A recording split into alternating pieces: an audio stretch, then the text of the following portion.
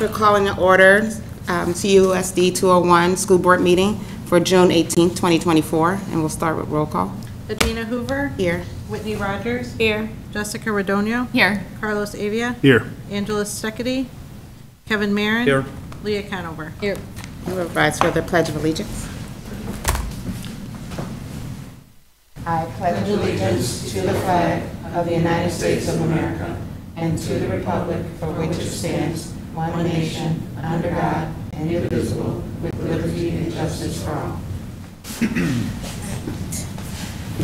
And always exciting to have any student presentation or recognition here today, so I'll call Dr. Weck to the podium, and Brian Duck.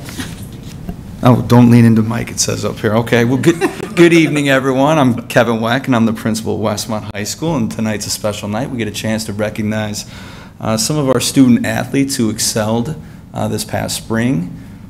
Some of them can be here with us, and some of them can't. I'd also like to thank Coach Dunn, our AD, and also track coach for all of his hard work and being here tonight to recognize some of our track athletes. And then Coach Filgren as well. Thanks for being here. And then we've also got Kyla, Joe Coney, and Abe Johnson here as our student athletes. And they just worked so hard this year, and this is a great opportunity for us to recognize that within our community. The first person I'd like to recognize is Lucas Hicks. He can't be here with us tonight. He's got a baseball game, but he graduated, and he's going on to St. Xavier University to play baseball. He was actually an all-conference football player for us in the fall as well. But Lucas Hicks had a tremendous baseball career with us, and I think it's important for us to take a moment just to kind of go over what he was able to accomplish for our, it was a very highly successful baseball program that we've had over the last few years, and he really excelled because of his hard work. He was only the third Sentinel baseball player to earn the Illinois High School Baseball Coaches Association All-State honors. So we've had a great program for many years, and he's only the third Sentinel to be recognized for that, joining Charlie and Joe Donovan. So that's quite the accomplishment. His single season on-base percentage was a school record, .639. He had a .494 batting average. That means basically 1 out of 2 at bats he was getting a hit here. So that's tremendous. 53 runs scored. He had a 6-1 record on the pitcher's mound with a .98 ERA and 91 strikeouts. He was a 3-time team MVP, 3-time All-Conference, the 2023 Metro Suburban Conference MVP, the 2024 Metro Suburban Conference Pitcher of the Year, 3-time All-Area, committed to play baseball then at St. Xavier, like I mentioned, and he was just a tremendous leader for not just the baseball program, but for our football program as well, and just a great young man, and he's going to be highly successful, and he's going to be close by. So the nice thing is some of his games people can attend, and it'll be convenient. So he's going to do very well there. So they're lucky to have him. So nice job to Lucas Hicks. And then 2 of our other athletes who can't be with us tonight because they're at a shootout at Addison Trail, who I'd like to recognize. We've got Danielle Hoover and Caitlin Hoover, and both girls were selected by the IHSSCA, which is the Illinois High School Soccer Coaches Association.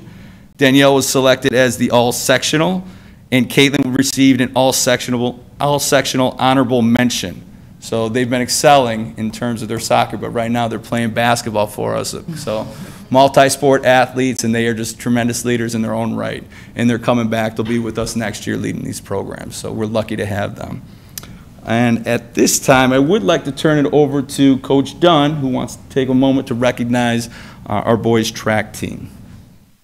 Coach? Boys and girls. Oh, together? Yeah. Okay. Boys and girls together. I'll do the talking. I've got all. He's got all the stats. We actually were just at dinner, so we were just talking about this. Like, I got all the stats. I'm not gonna go through all the stats, but I know everything, so I can do all the talking. So we had an outstanding track season on both boys and girls side. Fortunately, we have 3 of our athletes here who were able to be here tonight. So before we talk about our 3 athletes here, I do want to recognize several athletes and a couple of relays that were not able to be here tonight. So we had Annika Enstrom, who was a sectional medalist in the 100 dash. Emma Silva was also a sectional medalist in the 100 dash. Sadie Scales, first year in track and field this year, she came out for track this spring and got shot put sectional medalist out of that. Our 4x4 relay of Stella Salvato, Franceschi, Victoria Dubiel, Annika Enstrom, and Kyla, who's back there, were also sectional medalists. On the boys' side, we had one individual medalist, which was Alex Tolzik, who was a sectional medalist in pole vault. We also had a relay, 4x8 of Michael, Christian, Dylan, and Quinn, who were all sectional medalists. And then we do have a couple more sectional medalists, but the rest of them were also state qualifiers for boys track and field this spring. So two of them that could not be here tonight were Paul Lalonde, who qualified for state in the 3200, and Billy McGee, who also qualified for state in the high jump. And our 4x4 relay of Michael and Jew Paul, Caleb Sika, and Joe back there qualified for state in that 4x4, which I think Joe will agree with me, that was one of the craziest 4x4 finishes we've had in quite some time. So Sectional, yeah. yeah, it's sectional, yeah, it was crazy. And then Joe not only did qualify for state in the 400 dash, he also qualified for state in long jump. And then Abe over there, we'll talk about Abe a little bit more in a minute, but he was a 3-time state qualifier this spring in long jump, triple jump, and high jump. And then Kyla over there did the distance double, qualifying for state in the 3,200 meter run and the 1,600 meter run. So Kyla this spring track, but she was also all-state in cross country earlier this fall.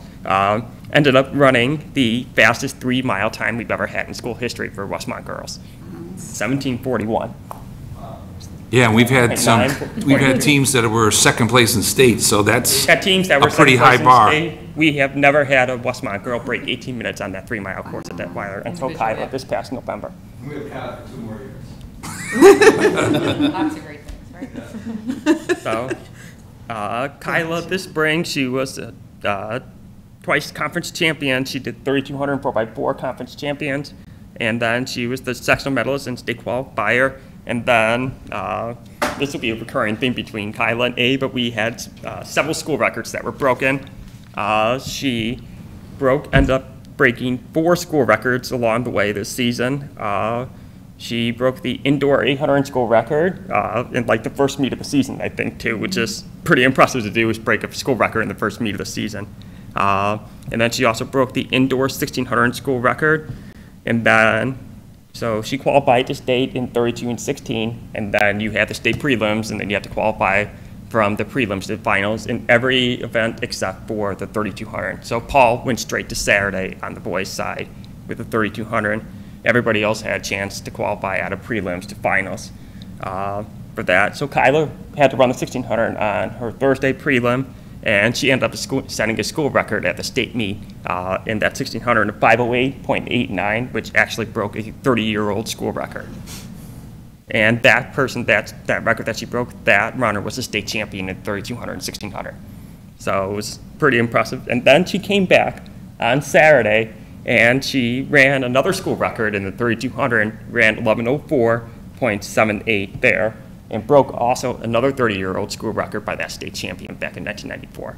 And took So- 4th in state. And she was 4th in state, so Wow. she got herself a nice state medal and got us a few points in the team standings there.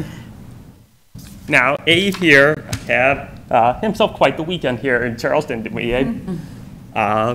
So Abe, so he was the 3-time conference champion, and actually I should say, he's like, I think, Abe, you told me at the beginning of the year, he's like, I just want to jump, right? And I said, you probably need to run a little bit. I mean, it's track and field, you probably need to run. You didn't want to. He didn't want to. He did run a little bit, but Abe ended up being making the right call. He just needed to jump, and that's all he had to do. And so he swept conference in all 3 of those: long jump, triple jump, high jump. Came to sectional, did the exact same thing, won all 3: long jump, triple jump, high jump. Qualified for state in all 3, and then he qualified out of prelims to finals in all 3 events. And there were a couple other athletes that did the same thing, right? So you were watching you 3 doing the exact same thing all weekend long. And then on Saturday morning, I don't think I stopped running around for the first 2 hours, the state meet on Saturday, because Abe was going from high jump to long jump to triple jump and just going back and forth between all those events. So Abe then first, he had long jump, we'll talk about that in a minute, but he ended up finishing second in high jump at state, 6'5" and some change there, right? And then in triple jump, he had a school record, 13.94 meters, which is like 45 something feet. And Which was his own record that he broke. Because and he broke his it own school throughout the record season. there. BC ended up breaking the school record this season in long jump, triple jump, and high jump outdoors, and also broke the indoor school record in long jump and triple jump. And then, so he had that triple jump, 13.94 meters, second in state there as well. And then we didn't even realize it until the last minute, but he ended up as state champion in long jump because, and of course, we're running, but Abe and you and I are running back and forth all over the place. And so at the end up there, do it all in meters. And so Abe jumped his 6.77 meters on his fifth jump. He had 3 jumps on Thursday, 3 jumps on Saturday. And so then there was another guy from, I don't remember which school, but another guy jumped exactly 6.77 on his last jump, right? And so you actually had to go back and look at the previous best jumps, and Abe won that state championship by a centimeter. On that long jump. It was that close. It was that close. So, and then of course, you can see on the memo that we sent up that there's some rankings up there. One of those actually just happened this past weekend because Abe went out to Philadelphia and competed at the New Balance indoor, or not indoor, if we're going indoors in July, then June, that's not good. In New Balance Outdoor Nationals in Philadelphia and competed in high jump. And so he emailed me yesterday and said, because I was asking how it was going, and he's like, yeah, I got second place at Nationals. Oh, wow. That's awesome. So he ended up jumping 6 feet, 10 3/4 inches. And right now, if I was looking at athlot.net, I believe that is ranked number 24th in the nation. Wow. For high school. So we just had an outstanding season. All 3 of these athletes had outstanding season, and we're really proud of them, and we're really excited for what our future trackers can do next year and beyond. But thank you Guys, for come up. all of your She's efforts gonna this get a quick season. picture. Be proud of yourselves. And it was really sad. Out till senior year, the boys, and so too bad we didn't have them for the 4 years they were at high school. But them lots of pushing them and lots of luck in the future. So good luck. And Kyla, we get you some more. And what schools are they going to? Yes. Eastern Illinois? Joe, you told me you were, John Rowan University. what was it again? John and Melvin. John and Melvin University. Where's that again? Fantastic. So Joe's going out there. Abe, you just committed to Eastern Illinois, which is actually the site of the state meet for track and field. So Once they saw him, they're like, we gotta have him. there must be something about that big blue track they have down there. He just sent them an email and just said the same thing to you. He just wants to jump. That's all. That's all he's got to That's all he's gotta do, yeah. Right. do. He can practice his jumps between classes now at Eastern. Just get ready for the track out there. No, so you just did commit to Eastern right before going out to nationals, right? Wow. Yeah. So very proud of our athletes. And of course, I know there's many that were not here, but we're really proud of all of our athletes this school year. They've had a lot of accomplishments, and we're really looking forward to next year. We're just gonna get a quick picture Yeah, of you yeah. guys, but we'll.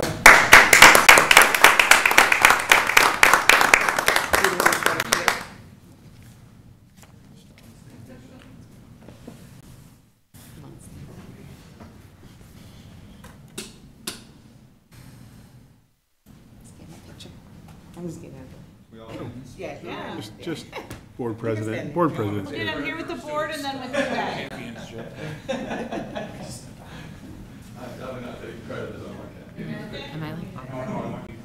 I don't know, but I don't want to. I'm gonna follow Anthony's lead and I'm gonna just step back. I don't wanna be like in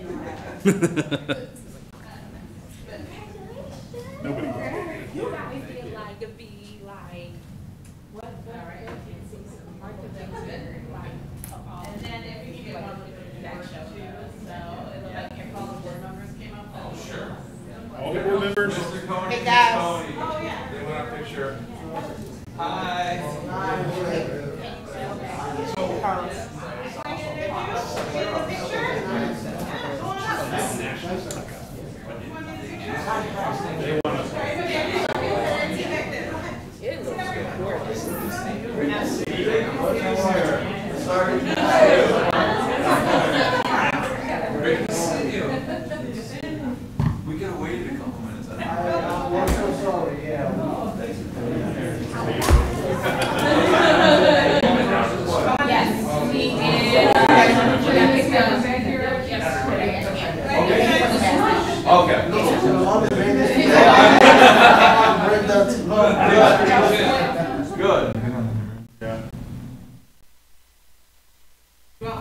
Yes, please.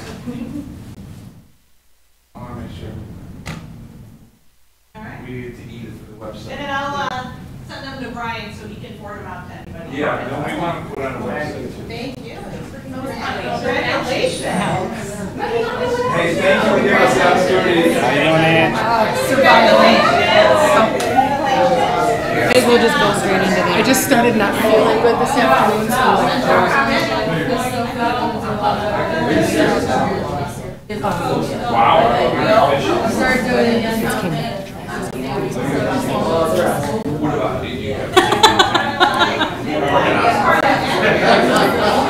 Of course they did. right. Seriously. Thanks for having the kids come. Great. I've been trying to keep stuff out of your business, but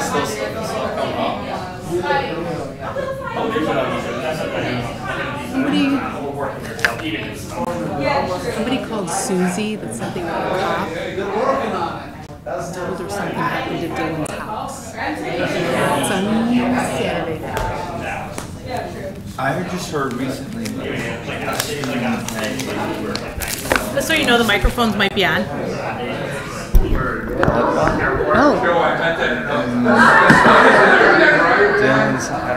I don't know, but Charlie gets a phone call after he's come home Saturday night, and Jacob's upset. He's like, the cops were talking to my mom, and your name was brought up because you've had beef in the past. And I'm like, okay. And I looked at Charlie and I said, no officer would have called somebody. So I said, no officer would call somebody. They would be. I said, so if someone shows up after 9 o'clock at our house tomorrow, then we know what's I just wanted to let you know, we were out, we saw cops in Lakewood, and we were like, hey, and now they're in the park because the team and they responsibly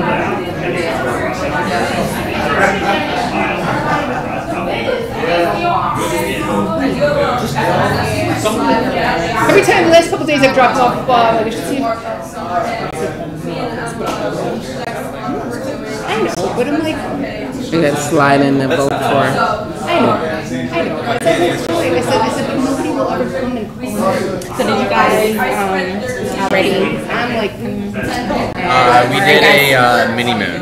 So like we stayed in Florida for 3 to 4 days afterwards, and then we're doing our honeymoon. During winter break. Good. So the 2 weeks of winter break, we're gonna be in South Africa. Should be fun. Yeah. Hot because it's their summer. Exactly. But that's gonna be awesome. Yeah, we're excited. Thank you. So have you guys, or are you guys still planning that out? Like just as far as Yeah, we're still excursions planning it and- out. Yeah. It's so big in Africa. Yeah. So okay. And then this. Thank you, Brian. Thank you, guys. Congratulations. We're done wedding planning, so we're just gonna. I was letting you know, yeah. To just be like, No, it's right. reality is setting in, let's enjoy. It should be Exactly. in So that's on your good. second page. Okay. All right. Except Amelia and Shannon Simpson were added late, so they're not listed here.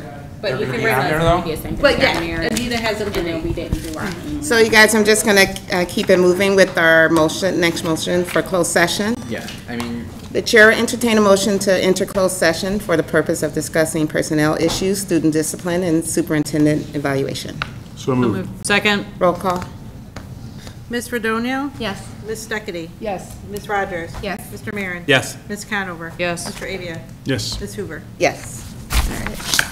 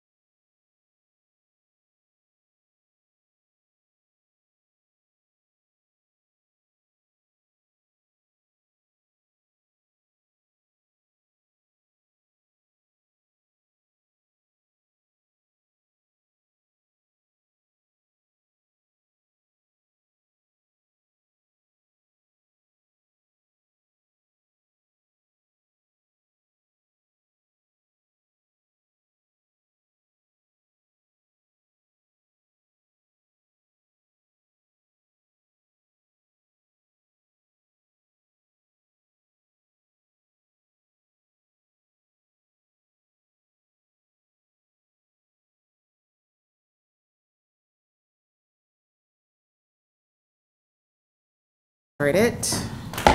Okay, we're returning from closed session, and we'll proceed through the agenda. Next is our approval of minutes. The chair will entertain a motion to approve the minutes of the May 14th, 2024 regular meeting of the Board of Education as presented. So moved. Second. All those in favor? Aye. Aye. Any opposed? Motion carries. The chair will entertain a motion to approve the minutes of the closed session of the May 14th, 2024 regular meeting of the Board of Education as presented. So moved. Second. All those in favor? Aye. Any opposed? Okay, motion carries. There's no public comment at this time, so we'll proceed with the consent agenda. The chair will entertain a motion to approve the consent agenda as presented. 1, personnel recommendations. Megan Crease, kindergarten teacher. Sarah Cunningham, elementary teacher. Joshua McLeod, math teacher, WJHS. Jessica Vizcara, instructional coach. Janet Lockridge, long-term sub, Westmont High School counselor. Stephen Davis, summer school TA. Kelly Ivanelli, summer school TA. Jalen Jordan, summer school TA. Karen McGee, teaching assistant. Kelby James, facility summer worker. Andrew Andresic, volunteer football coach. Amelia Maslani, speech language pathologist. Shannon Simpson, art teacher. Resignations and retirement. 2, approval of the May 2024 expenditure report. 3, approval of the June 2024 expenditure report. 4, ratification of the May 2024 regular payroll. 5, appointment of school teacher, I'm sorry. No? No. Appointment of school treasurer and renewal of treasurer's bond. So moved. Second. Roll call. Ms. Rogers? Yes. Mr. Marin? Yes. Ms. Conover? Yes. Mr. Avia? Yes? Ms. Hoover? Yes. Ms. Fredonia? Yes. Ms. Stuckady? Yes. Motion carries. We'll move to our information and discussion, starting with our dual enrollment offering at Westmont High School and College of DuPage. Hi again, everyone. So I just want to give a brief overview of what we're looking to do. With dual enrollment, with COD, we are looking to have one of the adjunct professors teach our Spanish 5, Honor Spanish 5 class. And Monday, Tuesday, and Thursday, we'll have the adjunct professor with us, with Paul Sevadine, who's our new Spanish teacher. And they will then have the opportunity to gain 6 credit hours at COD, and simultaneously they'll also have the opportunity to take their AP test again, so they can gain even more hours if they pass that exam.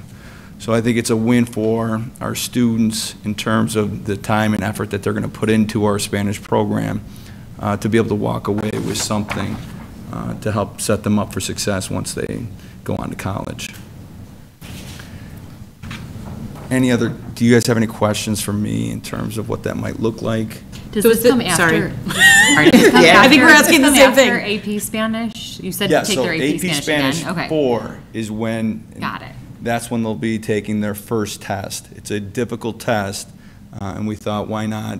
And the nice thing is, if you get a 3 in AP Spanish for your junior year, you can then retake and maybe get a 4 or 5 and still get more college credits with the additional score that you might be able to get. So we think that that's a benefit to them to continue honing those skills and building on what they've already accomplished. So Spanish 5 exists already. Yes. Yes? We have Spanish 5 right now. So is this another Spanish 5, or is it essentially taking that Spanish 5 and making it a dual credit? Correct. Yeah, That so it's would not be- necessarily like No, it's a not something new new we haven't had offering. before. Yeah.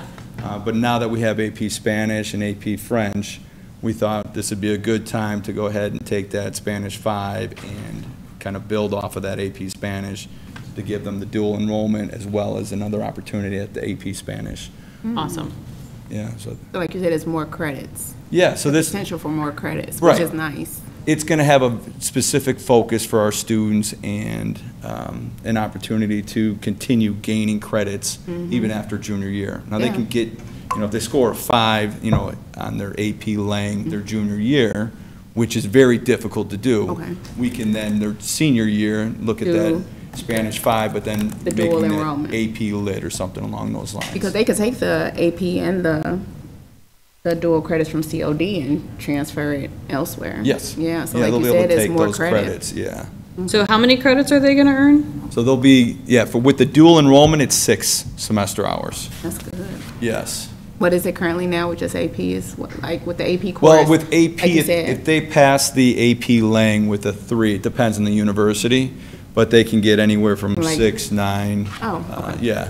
It's not an easy test. Okay. So Very what is, difficult. what is the option again if you get a 5 on your junior If you year? if you get a 5, which I don't know if we've actually had that their junior year, their senior year, we could also then, they would still take the 6 semester hours with COD. Okay. But we can also start to infuse some of the AP Lit.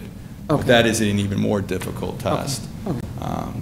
The idea is that most likely our students, they're going to score somewhere in the range of 2 to 4 on the AP Lang, so we want to build off of that for their senior year so that they can walk away with additional credit hours. That's a lot of credits. Yeah. So just to put a dollar amount on it, a credit hour at COD costs $425, and they'd be earning 6 potentially? Yes. So $2,500 in credit hours that we would not need to pay at the college level Right. potentially. And for, taking Spanish in college is, it's a different ballgame. Very cool. So it's a great way to kind of set our kids up for success. Is there any kind of minimum, maximum enrollment for this course, and any concern you wouldn't meet the minimum? Well, we're hoping to grow it, and the nice thing is with the dual language program, I believe that, our kids are going to Shouldn't come be in an with, issue. stronger skills, and I hopefully, after the first year, we can continue building off the 15 students we're planning on enrolling this year, and the kids they'll want to do this because it's really going to help them grow as Spanish speakers. And where is this housed? So this will be first period in, I think it's going to be Mr. Sebedine's class, which will be At the right high across school? from the attendance office. Yeah, it's at the high school. So the adjunct professor will be here on Mondays, Tuesdays, and Thursdays. And we don't pay extra for that. It's part of their adjunct salary. Like Correct. this is one of We their pay- courses, We'll be paying basically. per semester. It's around $3,500 a semester for the adjunct professor's cost. Oh, okay. So that's different than is this course materials then, the other cost down here? I don't know what, Yeah. Oh, wait, I see it. Hold on. All good. Yeah, to talk about, just as our kids who started in dual all those years ago are matriculating to their junior and senior year, this is a beautiful. Transition. Yeah, it really is. They have a great opportunity here. And we're gonna have them take the AP test a second time so they can gauge their progress from the previous year. And maybe if the 6 credits is awesome, they could possibly gain more than that. So it really gives the kids something to shoot for. And they know that target from the time they could start with dual, and the parents can too. Like, if I keep pursuing this, I could end up with 6, 9 credits or more, and possibly, sealed by literacy and being bilingual. There's a lot of beautiful incentives.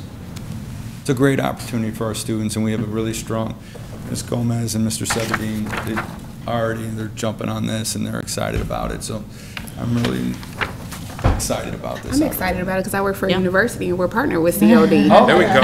So you understand, yeah, I get it. That's why I'm digging into it. Like, good. okay, because we have a lot of students that bring over AP alone, let alone, like you said, it's AP both. and potentially, if not dual credit, just to yes. have them come in, and we do flat rate based tuition. So having them come from COD possibly over, that would be like, I'm just excited for this. Yeah, we are too. Yeah. So, yeah. The dual credit program with COD is an amazing benefit.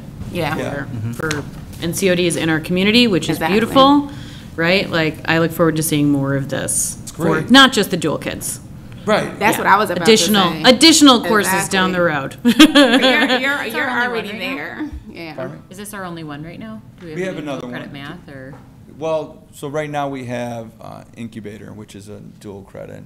And one of the things that I want to thank you so much for all the support And we could not do this without you guys being very open-minded and, forward-thinking.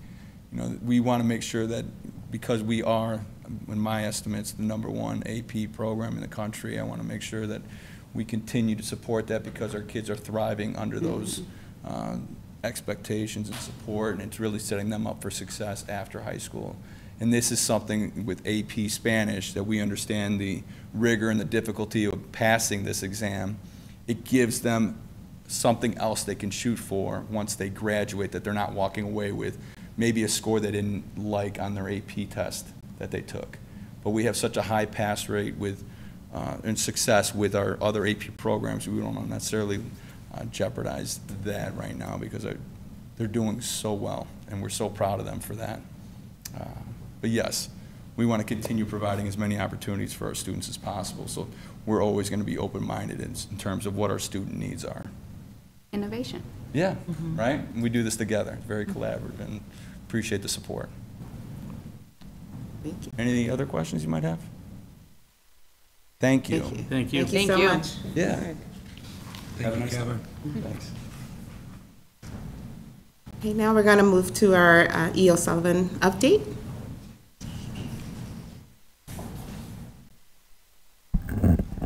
Hi, I'm Ed Sullivan, the owner of E.O. Sullivan Consulting.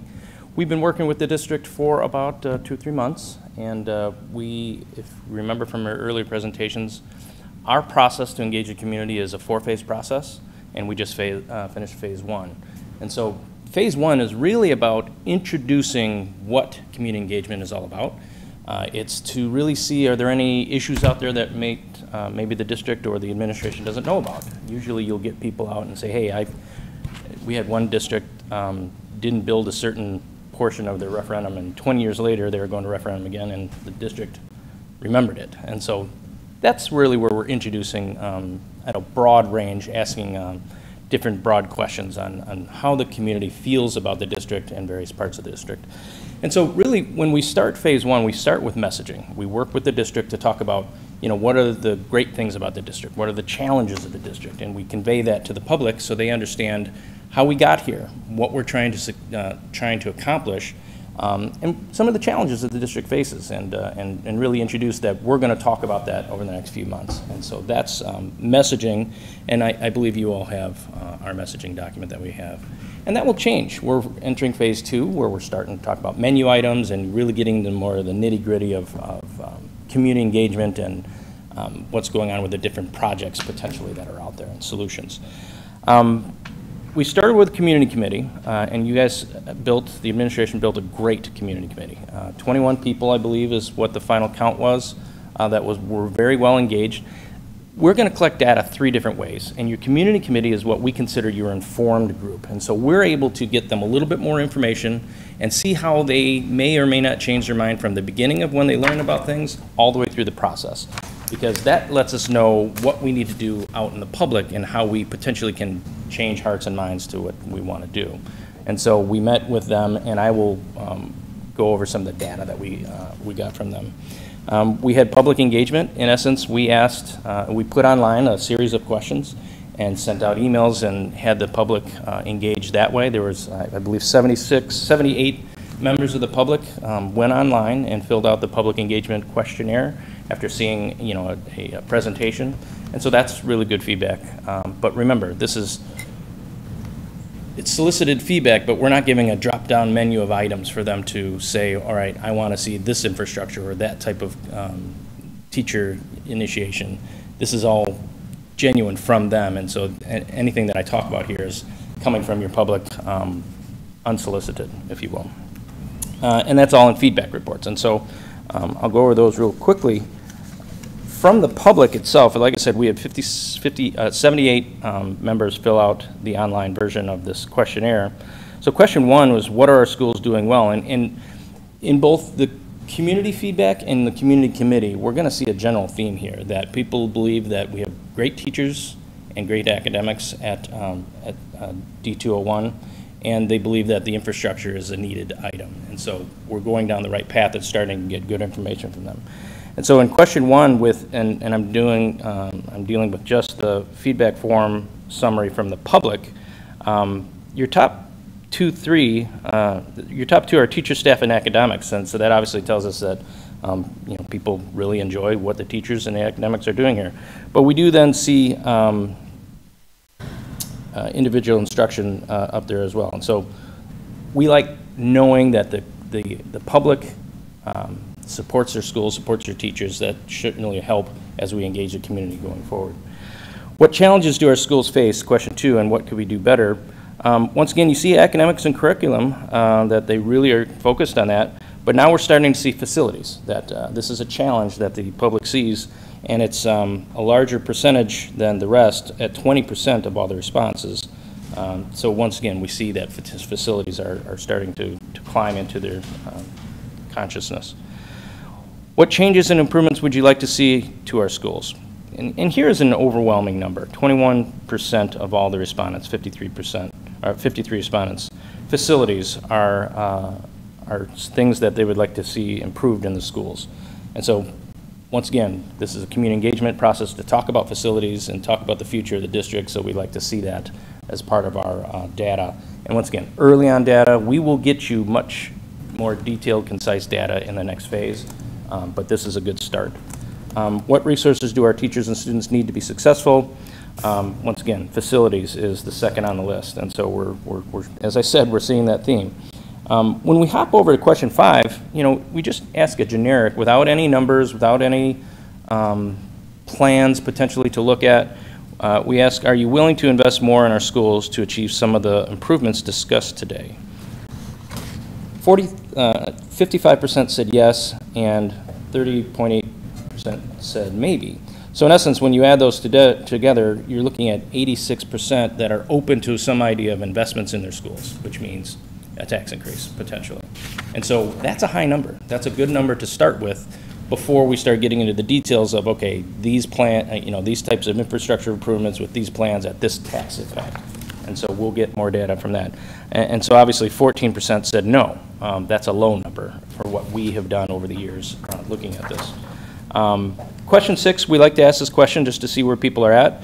You know, when you're looking at $100, less than $100 to $100, $200, and $200, you know, you're generally in there. And so this is not surprising that these numbers have come through. In question 7, if not, Wait, could you say that again? Yes. Did everybody get that piece? What exactly did you ask? So question 6, if so, how much would you be willing to invest monthly? And so when we talk about what they would be willing to invest monthly, 25% said less than $100. You had 9.5% say $100 to $200, and you had a high number that says over $200 monthly. And so 12.5% in essence would be willing to invest potentially up to $2,400 into the schools. What's the percentage breakdown one more time, please? Less than 100 is 25%. Okay. Oh, and so then you have a whole, why I said was not surprising, and I forgot to explain why. Unsure is 53%. Oh, okay. And that's mainly because, you know, we don't have what we're investing in. And so that does not surprise us when we see that.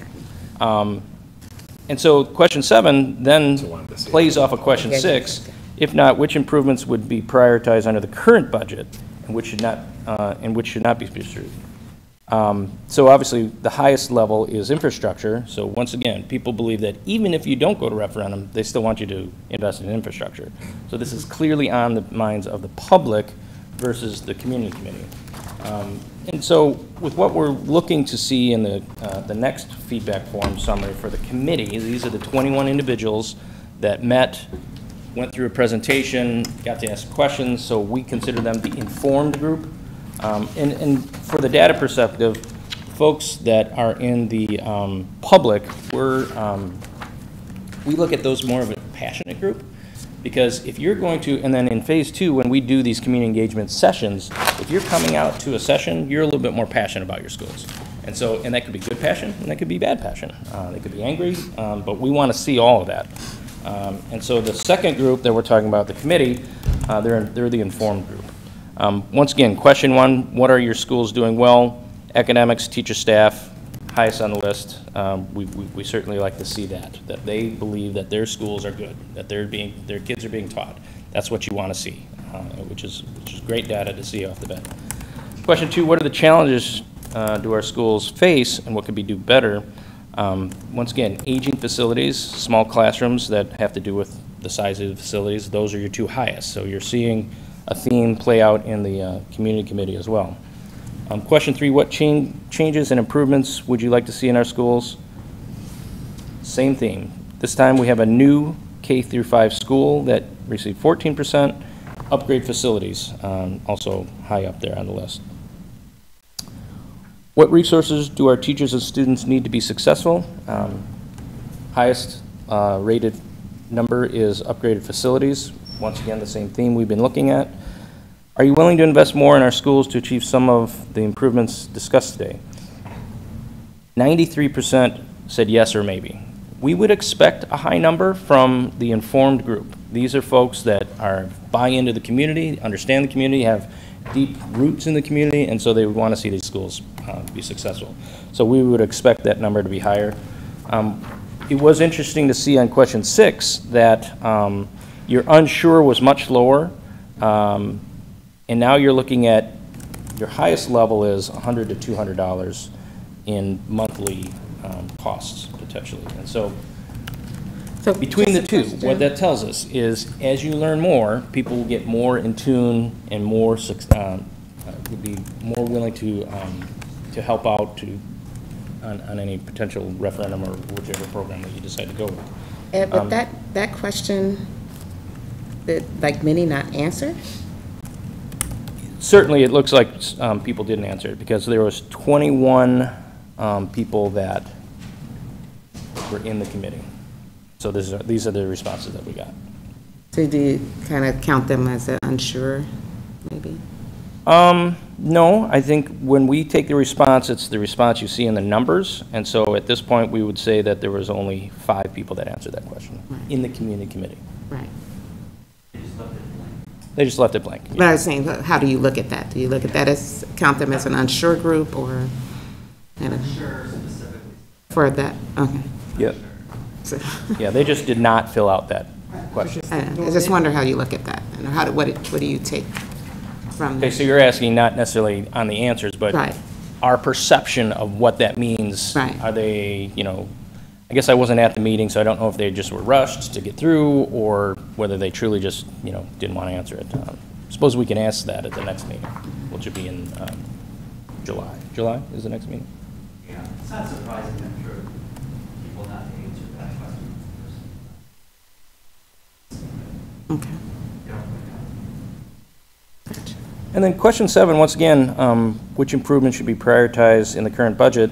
Life safety, upgrade facilities. So what we're seeing in both of these is your public understands the facilities are needed. And so we like the data that we've received. They like their teachers, they like their academics. In the next phase, that'll probably show in that they like their administration and their school board, and we will test that going forward. And so we have just started phase 2.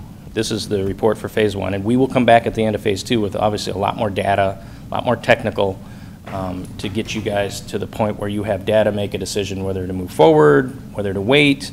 We just were talking about dates tonight, but next phase we will have another community committee. We'll put together a presentation based off 10 menu items, along with 3 potential plans and costs and tax impacts. And so people will start to see kind of where the numbers are going to be, and so we'll get better data.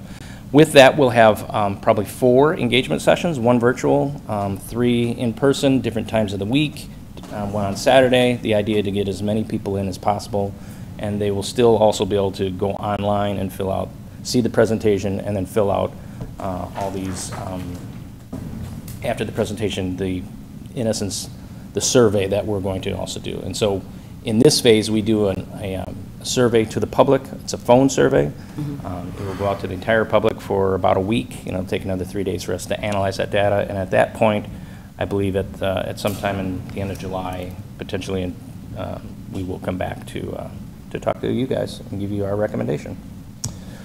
With that, I'm happy to answer any questions.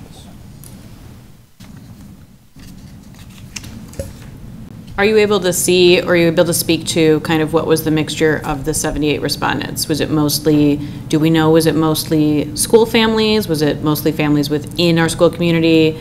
We would not, at this point, be able to do that online. On the next one, we will break out families, former families, and then no communication with the school. Is it typically mostly school families on this first? Probably, because, you know, the question is, how are we reaching out to them? So emails and things of that nature, so you're reaching out to a class of people that are already connected to the schools.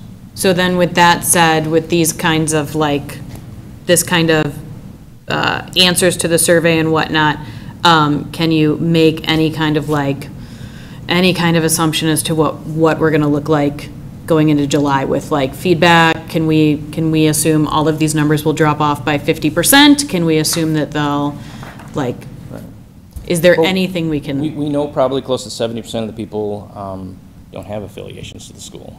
So, you know, you're gonna have to get to them, see how they feel about the data that they look at. But no, this is good to see in the instance of you have a good base of parents that are engaged. That can be helpful on different elections if you decide to go to a referendum, and we'll get more into that, and that'll kind of guide us on our decision-making and reporting to you guys on what we think, you know, potential elections should be. And so it's, like I said, phase one is, were there any problems out there? Did we see anything that would cause us to have to come to you and say, you need to solve this problem first, or you're going to not be able to really move forward? Can you give us an example of what that might be? Sure. And I can just give you straight examples from other clients that we've had. So I've told you the first one was Lake Zurich, District 95, back in 2018. They didn't build a school that they were supposed to, and that came back to haunt them, and they had to answer those questions. Elmwood Park, they had a train tracks, and so you had kind of the north versus the south, and they didn't want to lose their local schools. And one of the things that potentially would happen is you'd have to redistrict, and the district administration did not want to talk about that. Obviously, redistricting can cause some heartaches in different schools.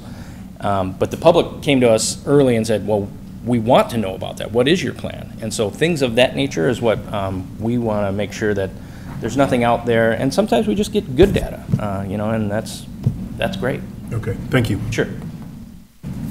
So the indicator here is kind of like what level of involvement we potentially have. Right. 78 people pulling an online survey is good early data. Phase two, you'll get the data that you'll need to make decisions, and that will be great. We would expect 250 to 300 respondents to the phone survey, and then obviously what we get, we'll have the same 21 people at the community committee, and then obviously 4 separate meetings. One will be virtual. We hope to obviously get a lot of participation there. And how close are we to having those dates? We just worked on them tonight, so I think we're... Yeah. Can we throw those out, some tentative dates we have? We worked on those tonight. The menu survey is, the menu for the survey has been worked on. We're looking at cost estimates from Nicholas and Associates and the architects. But we just worked on the date tonight. I think we'll have those hopefully finalized tomorrow. Okay. And have we talked to the village about having those dates on like the fire stations and the library boards? We have not. We could. I don't know how far ahead we might need to. Yeah. And we could talk about different ways to advertise this as well. Okay. Of July what? 8th. I think we tentatively are scheduling the meeting till July 8th. Starting probably going over, holding 5 meetings over 2. Yeah. On Saturday. I'm just thinking if we can get those dates to the village so they can help with some of that, or leverage some of their communication to non-school families. At what point do we send things in the mail? I know that seems really old school, but I feel like you get everybody. We will give the administration kind of ideas on how they want to do that. I mean, we could mail postcards with the dates on. We can do texting campaigns. We can help you obviously with social media, with your own email lists. Obviously, your own email lists are going to hit your parents. Right. So we want to hit the 70% of the people that are not part of Yeah. your school Yeah. district.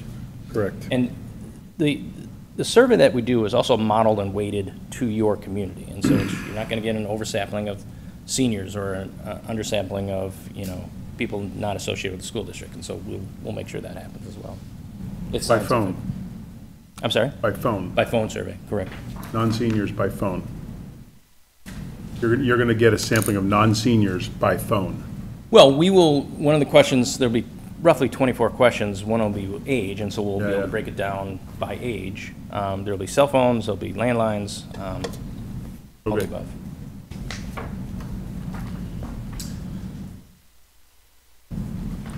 Okay. Any other questions or comments? And if you have questions or comments, obviously they can get a hold of us at any time. Thank you, Ed. Thank Rich. you. Thank you very much. You bet.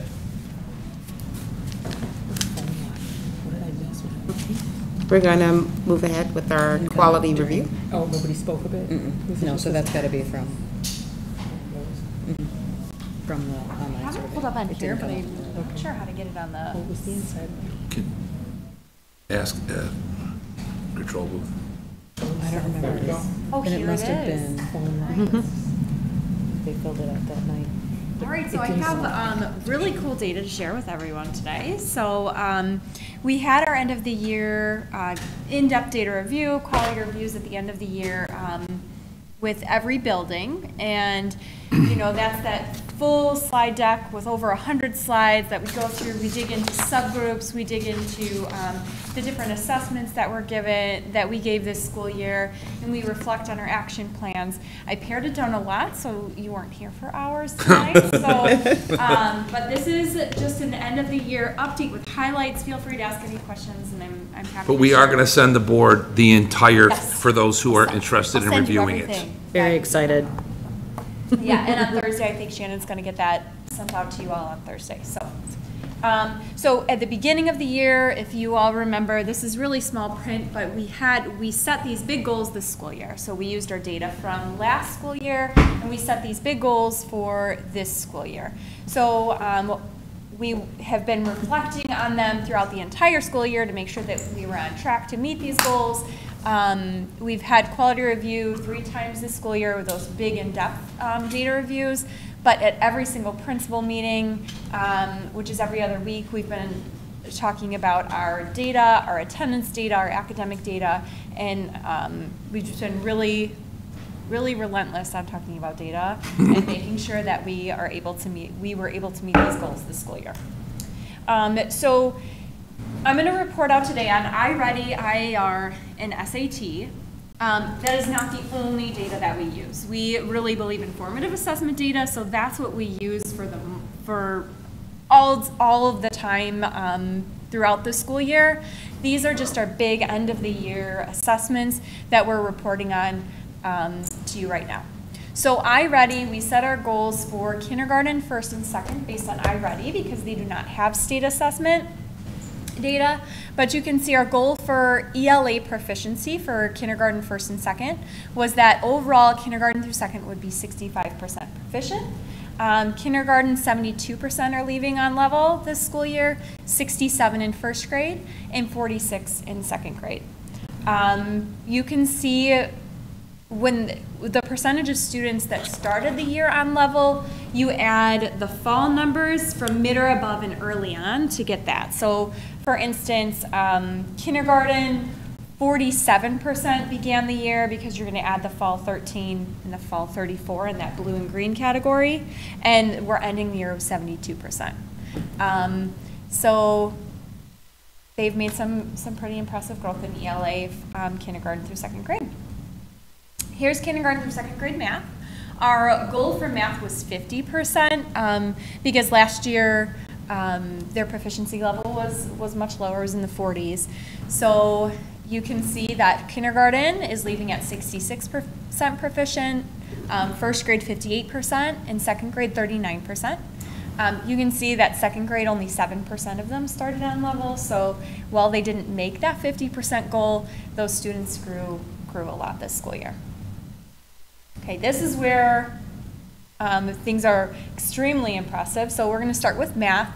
If you look at the IAR data, when we look at this, we want to look at it from year to year, but we also want to look at the cohort growth. So we want to look at the students from last year to this year. So for instance, if you're looking at third grade students from the 22-23 school year, 60% of those students in math ended the year on grade level. But if you follow those students down to fourth grade, 55% of them ended on grade level this year, according to IAR in math.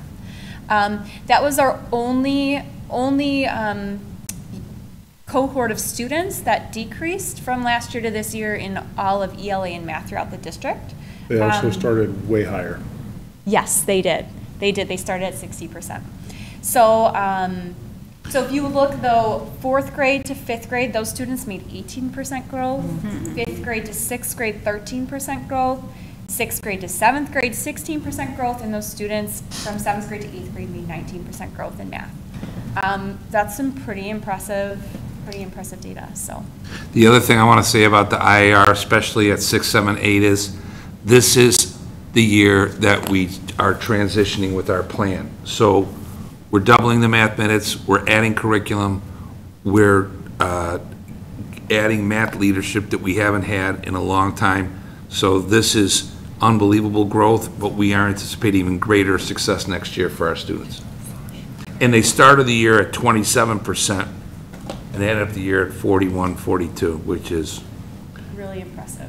Schools that we benchmark against, and this isn't the last, but schools that are most like us, or even like a little bit of an ambitious school for us to compare ourselves to, are scoring in the low 40s in math. So, but we're not done. ELA is so exciting.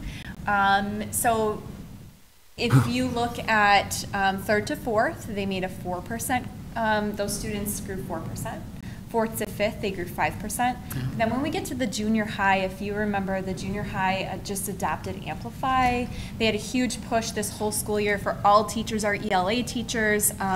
They did some really amazing work with Amy Quattrone's leadership, plus Kristen Ritchie was hired as a literacy coach. And then the teachers really just are fantastic ELA teachers over there. So the fifth to sixth grade, they grew 28%. Sixth to seventh, they grew 31%. And from seventh to eighth grade, they grew 29%. And those eighth graders, 75% of them are on grade level going into the high school. Wonderful. Go, please. No, so that's wonderful. Amy, amazing leadership. Kristen, amazing leadership. The teachers, amazing work. The kids, God, I love them. They worked their tails off. And when the scores came in, they were thrilled. They were just juiced up about it. And let me just say again, so we went from 42 to 67%. As a comparison, a school that I think is like a stretch school that we benchmark against, their score last year was in the low 40s. Over 20, I'm not going to mention the school's name. People want to dig the data, they can. That's 25% higher than a school that I think would be a very strong competitive school for us to compare ourselves to. It's incredible. And here's the thing that's most exciting. They're hungry for more. Yeah, so ELA was incredibly successful, just all of the work that they did this school year. If we look at the action plan that the junior high wrote at the beginning of the school year, I mean, they checked off every item on that action plan and they followed through with it, and it shows. So really impressive work. The high school, for SAT, the goal was 57%. ELA, they reached that goal of 57%. Math is very, very devastated by 45%, but I can tell you with great certainty they've already met probably like 5 times by now to come up with plans for the next school year. They are really eager to improve that for next year. The other thing, and we're not making excuses here, but they went to a new test this year. Yes. So it was a new format and new testing. So it was not a consistent test from years past. And I do think that when the comparative data comes out, that the number will look much better than it does here. when you compare us to like schools. Isn't there a caveat that with this though, with Illinois moving from? And Illinois is moving to the ACT, which our teachers are already prepping for and already have looked at multiple retired exams and the benchmarks that they're preparing for the transition. Who takes the SAT? Juniors and seniors? Just juniors. Just juniors. Just juniors, yeah. And in October, all of the state data will be released, so we have the preliminary data right now. So we've compiled all of this, but in October, the official state data will be posted. So at that point, we'll be able to see what is the trend, what is the trend data for the entire state. So we don't know that yet. So what do we use to kind of have visibility on the freshman and the sophomore? Because we look at every other grade, right, leading up to it year by year, and then it's like, juniors. High school has, they've created their own assessments for freshmen, sophomores, juniors, seniors, and that's what we reflect on throughout the entire school year to see how they're, especially like freshmen and sophomores, how they're progressing toward that SAT. So they're all practice SATs that have been created in-house. Okay. Yeah. But I just reported juniors right now because it's the end of the year state data, but throughout the whole year, they look at all of these practice SATs that they give throughout the year. Student behavior is a great success this year too. So at the high school, they decreased referrals by 117. At the junior high, they decreased referrals by 59%. And at Manning, they decreased referrals by 41. I mean, Jack can reflect on just from last year to this year. He can provide some insight, but the teachers, the administrators, the students, I mean, it was just a really great year overall with student behavior. Is that like a culture change, or how does that happen? I think so. I think that like everyone was just really excited going into the school year. The expectations were high. Like we're expecting compassion. We're expecting amazing behavior. We're expecting academic achievement. And I mean, the entire district delivered. So I think so, but Jack can maybe reflect on that from like last year to this year. It's from top to bottom. It's from the school board to the teachers union, to the admin team, to the teachers and the support staff. The kids are amazing young people in this district. I just can't tell you how much hope they give me. They're amazing young people. The parent support in this district is incredible. There are, expectations from the parents, but they're reasonable. The community gives us tremendous support. We have the resources we need. We're on fire. There's just no doubt about it. I don't know what else to say. And it is everybody. It's a whole team effort. You don't get results like this unless you got a whole cohesive team. And there's not a sector in our school community that's not outstanding, in my opinion. I think the goals and the follow through were really incredible to see this year. Yes. Where I mean, at Miller they had teams that got together and came up with different incentives for behavior and expectations, goal-weight expectations. At Manning they have these assemblies every 2 weeks or every month that are really cool assemblies that are just celebrating students and all of their not only their academic accomplishments, but just all of their accomplishments. Jada's been running those. They're really fun. They happen often. The junior high, they have assemblies often as well to kind of just bring everyone together. And the high school, every other week, they do something to bring the whole school together. So from me coming into our district, it's just a really nice place where everyone's celebrated for all of their talents. So the thing that's most exciting is we're still hungry. We are not done, people. We're going to go even higher, but this is the fuel to incentivize that continuous improvement and growth. And then this is ridiculously impressive. So chronic absenteeism is something that is a nationwide issue, especially post-COVID. And the work that our teams did in this is extremely impressive. So Miller, and this is the 23-24 data, it's very, very close to accurate. It's not 100% accurate at this point in time. The final submission is in July for the state, so it'll be obviously accurate in July, but this is like maybe within a percentage point, up or down. So, but Miller, they decreased their chronic absenteeism rate by 16.5%. Manning by 6%, the junior high by almost 13%, and the high school by almost 4%. Absolutely incredible. And this, to me, says students want to be here. So that's really exciting to say, like, our kids really like being in school. But that's been a ton of work from the principals, the secretaries, the nurses, the teachers, just everyone had a hand in making that possible. And kids doing the right thing and families supporting our young people. It's got to be a partnership, especially at the lower levels, because most 5-year-olds don't make the determination, right? That's a parent decision. So, and I want to shout out everybody, but Sam was the principal and the lead in this, but Amanda, the nurse there, was crucial. The whole team, it's a whole team effort. It's a distributed leadership effort. If we have another, we will have another year like this, and then our team needs to write an article and do presentations. What counts as chronic? When does it go from, can you speak to that?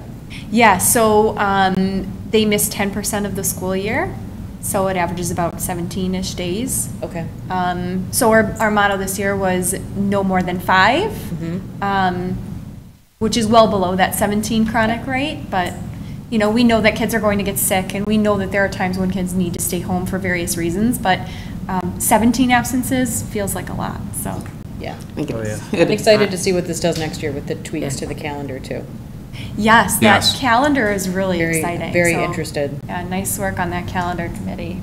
Anna has helped me put together a video about this year and next year's attendance, and it will include, hey, everybody, the way we built this calendar is so there's a number of opportunities for you to get away with your family, but please, during the school year, take advantage of what we have, and we need to be a team.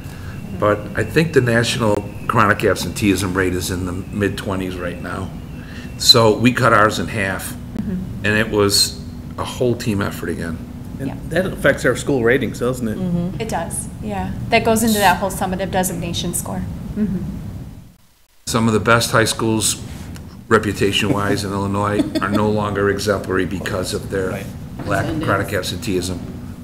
And I want to shout out the whole team, but Mike Lipinski at the junior high, it was a whole team effort, but some people just did some great leadership. Some really creative, like, incentives. You know, if you come to first period, you get a ticket, which goes into a drawing for something that junior high kids actually want, like really, really cool stuff like that. But then the junior high and high school, I mean, there's a bus that they were able to pick kids up if they didn't come to school. So, I mean, there was a lot of really cool. Yeah, Adam and Jada, same thing. And yeah, so many people. And even, I just don't remember having a motto before, you know, about not missing, so that's part of it too. I think that brings the attention that you're like, hey, wait a minute, you shouldn't miss that much school. Reinforce how important it is. So then, you know, did we meet our goals? So those goals that I projected in the beginning, for IAR ELA by the end of the school year, so 3rd through 8th grade, our goal was 55%. Yes, we met that. It was actually 61%, so we were above that. For kindergarten through 2nd, our goal was 65%. We were at 70% for K2. Those were pretty ambitious goals if you look at previous year's performance. Yeah. The typical growth goal for ELA, kindergarten through 8th, our goal was 70. We were at 69, so we were like right there. I would have rounded up, but I couldn't round up because it wasn't above 0.5. But so 57% for SAT. So yes, we met that right on the money, 57%. We just, a side note, all state assessment data, they're not fully final until October, but we have the preliminary data that we calculated this off of. So here's math. Our goal was 50% for IAR 3rd through 8th. We met that at 50%. For kindergarten through 2nd, our goal was 50% on iReady. We met that at 62%, so we were above that. The typical growth goal for kindergarten through 8th grade, so this is the percentage of students who met their growth goal target. was 65%. We didn't quite meet that. So we were 5% off there. And then the math SAT at the high school, the goal was 57, they were at 44. So we did not meet that goal. These goals were calibrated to put us in the top 10% of the state. So, and some higher. For the high school. Yeah. This is, so at the end of the school year, we got our, at the high school, the department heads, the administrators, district office administrators. For the elementary schools, the administrators, the coaches, we got everyone together in a meeting, and we reflected on our school year, and we said what went really well, what were areas where we need to improve, and we came up with some big district-wide goals and kind of areas of focus for next year. So those ones highlighted in yellow are our big three. We're going to still have an overarching data goal for next year like we did this year in those previous slides with ELA and math. We'll still have something like that for next year, just to, you know, those are big goals. But what are our areas of focus? Obviously, we always want to have a results orientation. We want to be sure that our kids are learning and they're learning at high levels. So we want to be really serious about our data like we were this year. Equity, we know from our equity audit, that's an area where we definitely need to focus. When you get the quality review presentation, all of the slides, we broke everything down by subgroup, and that is definitely somewhere that we need to focus going forward. And that came out in the equity audit as well. So we know we have some preliminary plans for next year based off of that equity audit. Engagement is something we also want to work on. We spent a lot of this year working on what is it exactly we want our students to learn, looking at those standards, digging really deeply, identifying essential standards. But now we want to take that to the next level and make sure that our students are engaged while they're in the classroom. So we're going to really do some work on engagement strategies. That gets to something that's hard to quantify, but our students' love of learning, students' joy in their learning process, students engaged in what they're doing, and so. And then the ones that are not highlighted are things that we've already begun doing work on. We just want to continue that work. So our collaborative team meetings that we have on Wednesdays, we're so fortunate to have that time on Wednesdays to meet with collaborative teams, and we really want to focus on that action piece. So when it says questions 3 and 4, those are questions in the PLC process, and those are all based on action. Like, we have the data, what do we do with it now? And that's what questions 3 and 4 are all about. Like, if there's some kids who didn't learn the intended content, what are we going to do about that, and coming up with a plan for that? And those students we need to enrich and extend their learning, what does that look like? So we want to have those collaborative team meetings really focused on the action behind the data, so we have a plan to support our kids, whether it's filling in some gaps or providing that extension and enrichment, while focusing really on equity and addressing the needs of the subgroups that come up in those data conversations. Intentional planning, we just want to continue that work that we started this school year. Really deep planning to make sure we're instructing our students at high levels. And the Illinois Comprehensive Literacy Plan is something that came out this past school year, and we really want to dig it. We started to dig in a little bit. This next year we're taking as kind of a learning year to learn all about it and to have a very slow rollout. I can say that the junior high is well on their way there. They're probably already, they're doing so many things in there because of the resource that they adopted. Really just fits super nicely with that Illinois Literacy Plan. And Benchmark, which we have for kindergarten through 5th grade, also fits really nicely within that. So that's kind of nice that we have a resource that already marries the Illinois Comprehensive Literacy Plan. But those yellow are our big 3. And that is, do you have any questions about anything? Any thoughts? I just want to say something else that you guys met, and it's thank you for your presentation with this, but another big ask from the board was presenting this data. And so not only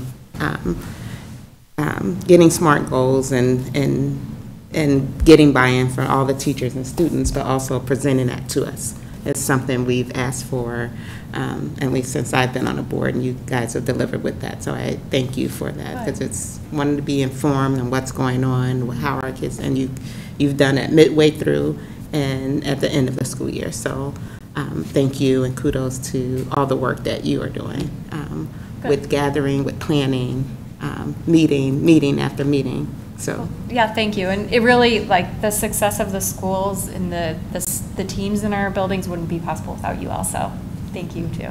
It's quantifiable data, you know, it's not a gut feeling. It's very helpful. Makes it, there's, you know, we're not saying everything's perfect. There's areas that we are going to work towards and improve. But you're making a way for that and ways to improve and change, and so. Yeah, it's been a really exciting year. Again, with that data, you know where to work on. Aside from our agenda notes, will this be linked anywhere on the website for parents to see? Yeah, so Jack did mention he wants something to really be able to share with parents with all of the data. We can share this if this is good to share, or we can make it look prettier. I mean, it's really up to seeing those numbers and the goals would just be a nice click out Absolutely. of the website when people are questioning where our reading and math are. So thank you. We can do we'll a share version it. of it. We're sending everything to the board because Yeah, it has teacher by teacher, skill by skill, domain by domain. Carla made a wise decision not to present that, but the level of specificity is incredible. You can see every classroom and then every grade level and specific skills and domains and how well we achieve, so we know what to do next. And I want to compliment Carla too, because she really brought this process to our district and spearheaded this and led this and followed through and organized and collected and gave people feedback. So she was the steward of this quality review process and followed through tenaciously all year long. So I have a question. You said earlier, Kevin, about the absenteeism and how having a tagline, having an emphasis on it, especially at the beginning of the school year, kind of got ingrained in people's mind. This is going to be the year of attendance or whatever. Are all staff aware that you present this information to us? Because I think that drives also a lot of, no doubt, like the expectation is that, yeah, this is going to get reported on, and every year we're going to ask for improvement. Like we're going to want to see improvement every year, right? And so like hey, this is coming. This is part of the rhythm of things in this district now. Exactly. And at X date we're going to have to present to the board, which means presenting to the public. By the way, it doesn't mean presenting to us. It means we're presenting this to the world. Yeah. You know, we're gonna put our result. That's why it's important to publish this stuff on our website in some way, shape, or form. That like, this is the day when we give our report card. Yeah. You know. So anyway. Yeah. Yes. Oh, go ahead, Jack. Well, we did a presentation to the entire staff. We said, if you are working in this district, you're going to be gathered in the auditorium on whatever the heck date, May 22nd. So everybody from our custodial staff to our cafeteria staff, because they're all a part of it, to support staff, to every single teacher in this district was present, and we gave the end of the year report.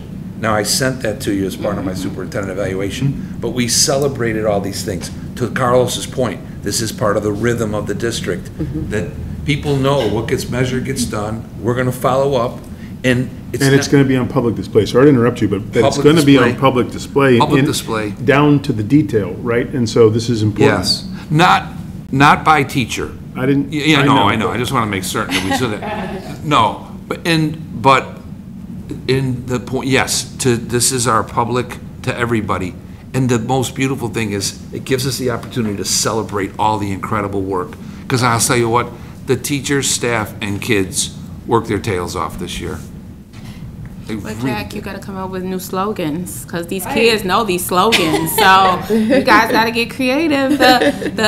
Maybe we'll say continue to strive and drive for more than 5 or less than 5, rather. Yeah. You got to get creative, because the kids, they know it.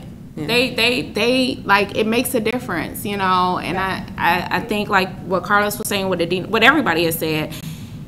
And yes, thank you so much for presenting the data, because I think having that on a consistent basis throughout the year during the board meetings, like Ange said, available for the parents to just say, you know what, I can't make a board meeting, maybe I can't even review this particular recording, let me just go to the website. I think just knowing it's more accessible with the slogans for the parents to say, you know what, you know, like no more than 5. The kids are, my son told my daughter one morning, you know, she was like, I don't know, yeah, he said, no more than 5. He was like, get up, you know, like, it's ringing volumes on a magnitude from not only the administrators, like Jack said, it's top to down, but it's literally top to down, including the kids. Absolutely. So, you know, it's definitely making a difference, you know. So again, like Adina said, thank you for just taking the time to really, and like Kevin said, this is quantitative and qualitative data. It's spot on. It's no guessing, it's no guesstimations, it's no, I think this is what it may mean. It's very direct, it's straight to the point, but it's understandable because it's in layman's terms, you know, to the point the kids know it, you know, which is, I think, awesome because it's keeping everybody motivated to say, like he said, this is what it was for this year, but we're not backing down. Like, we're about to expect come August, we're taking it up a notch, you know. So, I mean, it's amazing. So thank you. Very briefly, but to Whitney's and Carlos's point, we'll meet with every grade level next year and go over this data with the kids because they're a crucial part of the team. So all the kids know the SMART goals, all the kids know the performance data. We celebrate their hard work, and then we just build on that. And when we, at our opening of the year August meeting, the staff will have all this data. So. Yeah, and every student this year, kindergarten through 12th grade, did individual goal setting. So they had their goals for math and ELA, and they were very individual to them, and so the entire district did that. And they've verbalized that too, their goals and stretch goals. Yeah. But I do echo what, like, getting out to the public, just really pushing our calendar and what it means, the hard work that the calendar committee did, and you know, what the board looked at. So just looking for creative ways to get that out, especially with registration, because you hear the woes of, oh, I was asked about absenteeism, and I know it's probably like hard for our assistant principals to like chase this, but look at the results they have. But I also want to help back them up. It's, you know, to say that, hey, we have opportunities. We know, like you said, there are times when you want family time, and make that hopefully easier. Yes. So pushing out that. Right. They're going to ask the question. Don't take it personally. If you feel confident in why there was an absenteeism, don't take it personally. They're just covering to make sure your student is learning. All right, well, thank you all. It was a really incredible year. So the teams, the students, the parents, the families, everybody did an incredible job this year. Are you already excited about the numbers for next year? Yeah, we are. Yeah. Yeah, Jack and I are a little bit obsessed. Get that separate file going. Right. Okay, we're going to look at it like this. Yep, and we'll follow a similar process next year where we have our big goal setting meeting, the beginning of the year kickoff will be our goals for the next year, those 3 big areas of focus, and everyone's kind of prepped already because we laid the groundwork at the end of the school year to say this is where we were moving next year, but then Jack will do that whole kickoff presentation again. And then do you come back to let us know what those goals are, or Jack, do you? Okay. Sure, yeah, if you want them, they're yours. After that meeting? Okay. Yep. All right, thank you. Thank you. Thank you. It's great news. All right, we're going to keep it moving. We're going to our self-workers compensation renewal. Yeah, so each year the board approves our renewal for workers' compensation by July 1st. We are in a part of a cooperative through Gallagher.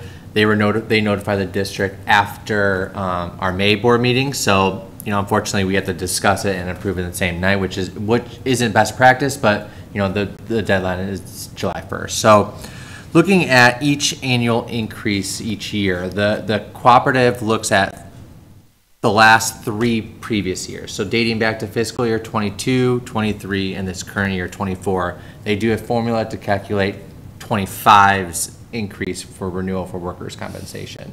Within that factor, they look at payroll costs, paid claims for injuries, They look at what the cooperative is going to reimburse the other districts, and they all put that in a multiplier to justify the annual increase for the next year. So looking at this year's rate, it for workers' compensation is $57,280. For next year, the district is seeing a 122% increase to $104,368. It's a large increase of 122%.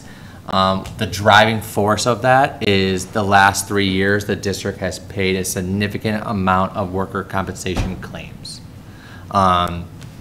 So that is driving the force of the large increase. And looking back at the last 3 years, that's the 3 years outside of COVID. So other districts are seeing that increase, not as much of 122%, but going forward, the district is making adjustments to make sure that claims go down, such as working with the cooperative and purchasing supplies for free provided by the cooperative, such as mops, cones, signs to put out in hallways and throughout the schools to make sure that students and staff are aware of slips and falls and the best practices. We are also working with the cooperative on training and making sure we get awareness videos to staff and present them at Institute Days, making sure, again, that staff is just fully aware of what to do when they do see, water on the floor or, a cracked step. So making sure that the claims are decreasing going forward. And the focus on that stuff is because it slips and falls.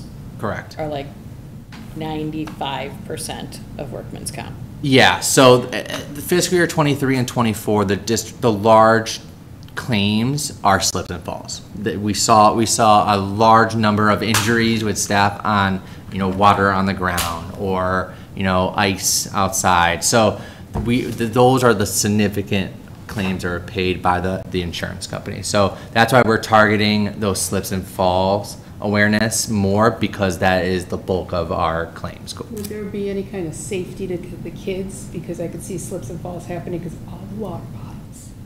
Like, can we tell the kids, keep your stuff in order and not leaking and... Yeah, so we're gonna work in conjunction with our insurance for student accidents and making sure that we can combine the awareness and combine the videos to share, because you are correct. If a student's water bottle is leaking and a staff member slips, well, there is a correlation between that. So we are going to be working with our insurance carrier for student injuries with our workers' compensation to make sure that the awareness is not just with staff, but with students as well. Great. So best case scenario, like great teaching and training, what do we expect to see, or what do we hope to see as a result of that, of what, I guess, as far as increases or staying stable as far as our premiums? What is our goal, I guess, a hope? Yeah, so I mean, I don't want to see 100% increase ever again. Mm-hmm. I mean, that's right there. I don't want to see 100% increase again. So we're going to make sure that we have strong areas of growth, such as the supplies and awareness videos. I can't guarantee a number, but I just know that we're not going to see 100% again. Come up with another clever saying. Do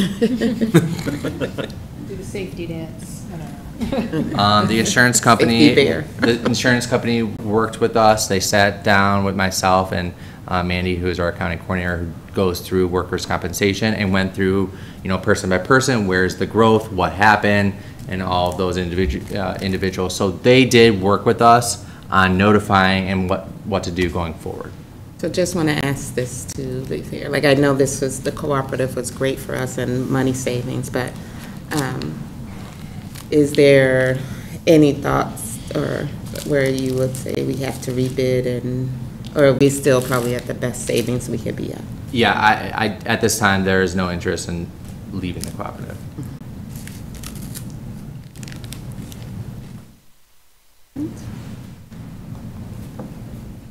Any other questions? All right, thank you, Anthony. We'll move to our policy, our first reading with some policy updates. and the committee just met today. The key word was riveting committee meeting, if anyone wants to join a policy committee. So, seriously saying that. But basically, we have a service that is through a law group that looks at all policies, and they're always looking at policy changes. Most of those times, the changes are different wordings or different references and different footnotes.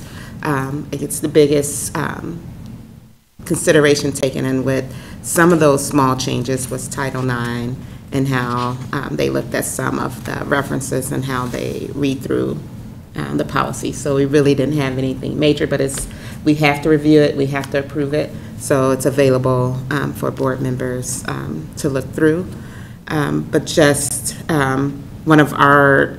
something our board is looking at, and we talked about previously with our policy changes, was the policy 2110, and that's a change in our board officer term. So the committee discussed that, as the board has discussed wanting to change the terms to 2 years.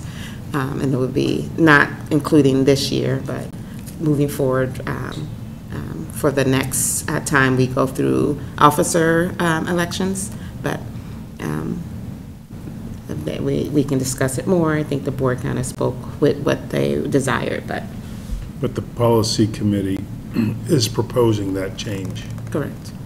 As desired by the board as a whole. To 2-year terms. And that would be for the president, board vice president, board secretary. And the board just wants to look at, as a whole, something, again, that one of the goals that this board set out was kind of looking at our policies and seeing what's appropriate, what needs to be changed. So just trying to do that a little bit better this next coming year and moving forward. So, any other questions or discussions? All right. We'll move to our action items. The first, the chair will entertain a motion to authorize and direct the treasurer to pay any additional bills received in June, July 2024 that have been budgeted for the current fiscal year. So moved. Second. And roll call. Ms. Rogers? Yes. Mr. Marin? Yes. Ms. Conover? Yes. Mr. Avia? Yes. Ms. Hoover? Yes. Ms. Steckity? Yes. Motion carries. Number 2, the chair will entertain a motion to approve the adoption of the routine 2024-2025 business office resolutions as presented. So moved. Second. Roll call. Mr. Marin? Yes. Ms. Conover? Yes. Mr. Avia? Yes. Ms. Hoover? Yes. Ms. Steckity? Yes. Ms. Rogers? Yes. Motion carries. The chair will entertain a motion to approve the intergovernmental agreement for a before-after-school program at Manning Elementary School as presented. So moved. Second. Roll call. Ms. Conover? Yes. Mr. Avia? Yes. Ms. Hoover? Yes. Ms. Steckity? Yes. Ms. Rogers? Yes. Mr. Marin? Yes. Motion carries. Number 4, the chair will entertain a motion to approve the SELF workers' compensation renewal in the amount of $104,368 for the 2024-2025 school year as presented. So moved. Second. Roll call. Mr. Avia? Yes. Ms. Hoover? Yes. Ms. Steckity? Yes. Ms. Rogers? Yes. Mr. Marin? Yes. Ms. Conover? Yes. Motion carries.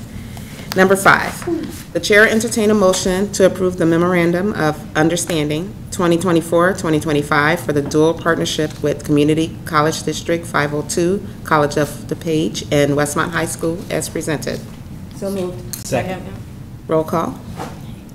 Ms. Hoover? Yes. Ms. Steckity? Yes. Ms. Rogers? Yes. Mr. Marin? Yes. Ms. Conover? Yes. Mr. Avia? Yes. Motion carries.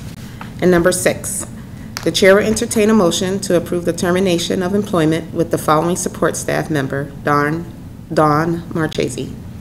So moved. Second. Roll call. Ms. Steckity? Yes. Ms. Rogers? Yes. Mr. Marin? Yes. Ms. Conover? Yes. Mr. Avia? Yes. Ms. Hoover? Yes. All right. I'm sorry. Number 7, the chair will entertain a motion to approve the lease agreement between SACIT and Community Unit School District 201 for the 2024-2025 school year as presented. So moved. Second. Roll call. Mr. Avia? Yes. Ms. Steckity? Yes. Ms. Rogers? Yes. Mr. Marin? Yes. Ms. Conover? Yes. Ms. Hoover. Ms. Hoover. Oh, Ms. Hoover? Yes. All right. All right, we'll move to the superintendent's report. Very quickly, the Chicago Magazine article that's featured on front of our webpage. Chicago Magazine, one of the most, famous magazines in our region, highlights Westmont, talking about how it's a hidden gem for families, largely due to its highly rated schools. That's beautiful to read that, and I think it's well-deserved and a credit to our whole school community, but it's really nice to get that recognition. Part of that came out of our Realtor Fair, so we could share the message with everybody that we had earlier this year. It was very beautiful. We'll have a more detailed report, but the 5 Essential Survey came back, and we're highly organized, so we're very excited by that. That's an anonymous survey authorized by the Illinois State Board of Education, developed by the University of Chicago, given to about 99% of our students, the vast majority of our teachers, and a good portion of our families. And we have some of the best scores overall in the state for our district. So that's really it's a way of getting feedback from our community about the quality of work we're doing. And so that's really nice to know. Depending on what research you read, young people spend approximately 5 hours a day on their devices, those who are 10 years or older. So I hope that every student in our district is reading at least 20 minutes a day also, because there will be great value in that for them. And I wish everybody has a great summer, but so proud of our school community and everybody just supporting each other. It's very beautiful.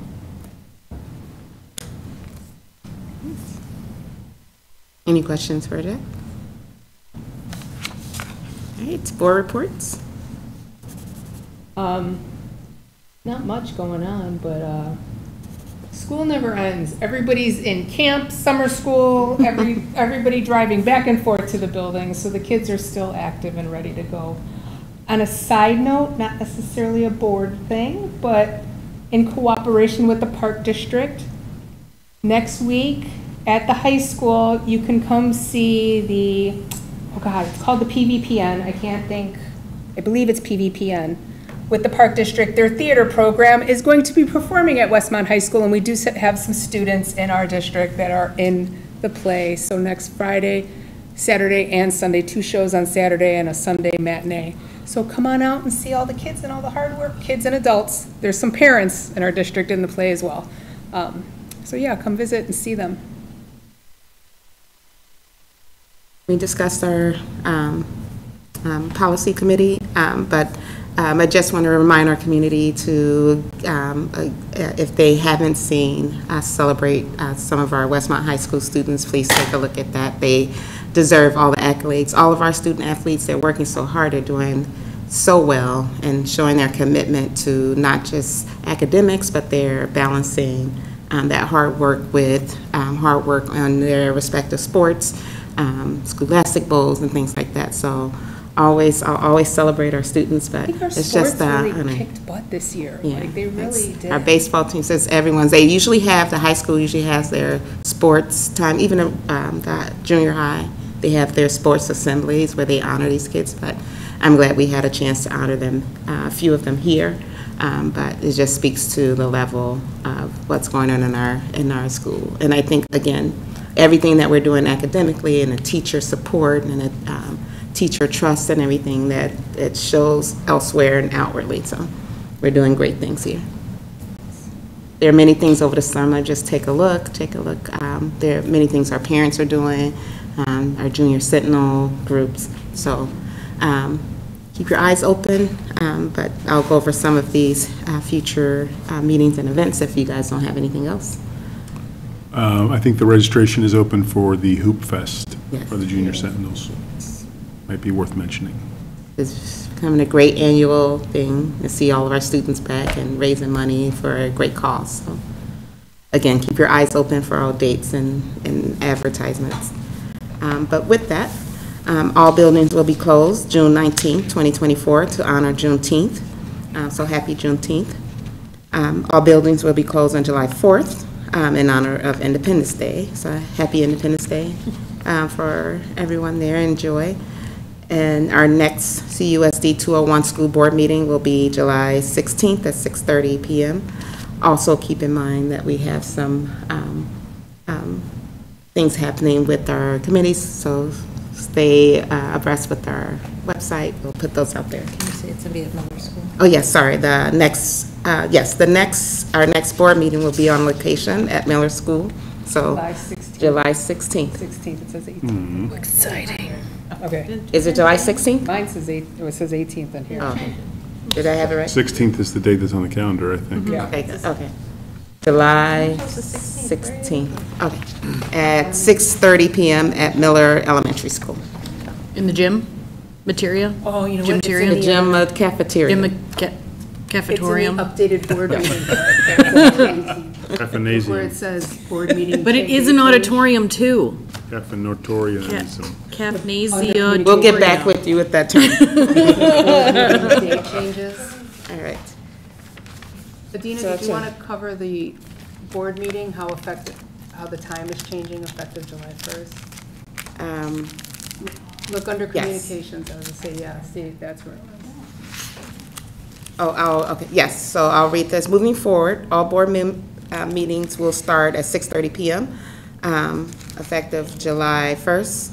They'll start at 6:30 with closed sessions, but many times we'll have committee meetings to be held prior to that, 5:30 p.m., which we look forward to giving dates of which committee meetings will occur on which days.